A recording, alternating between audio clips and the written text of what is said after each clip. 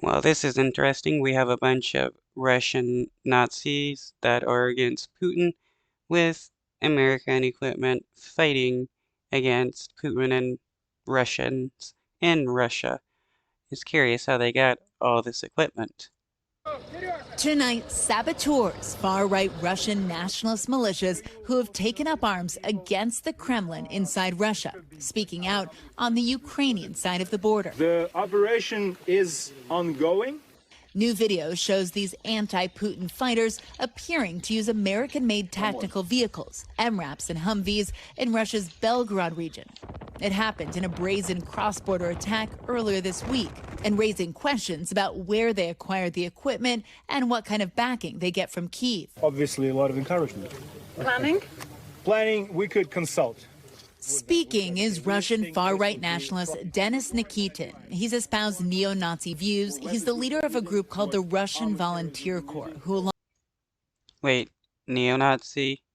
And this guy is being given equipment and stuff?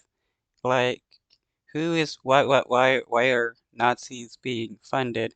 Though I wouldn't be surprised if it was by the United States, either directly or indirectly, because the United States does love Nazis. Along with the Freedom of Russia Legion, claims credit for the assault inside Russia. Are you planning to carry out wider operations? Absolutely. This one is a success. The Ukrainian government officially denies they have any connection to these groups. They're hoping that in some small way they can contribute to the downfall of the Putin regime. They believe that a Russian defeat in Ukraine hastens the downfall of the regime in Moscow. In the past chaotic 48 hours, Russia's defense minister sending a top general to the region to lead a massive counterterrorism sweep. But it draws critical resources away from Russia's border defense. Now, Tom, these guys...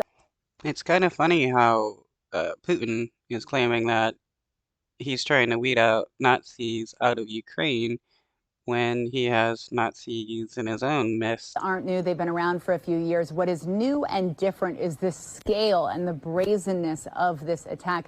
Now, the Kremlin says tonight it is no surprise that American military vehicles are winding up in these hands that they say, these militias that they say are backed by Kyiv, which of course is backed by the U.S.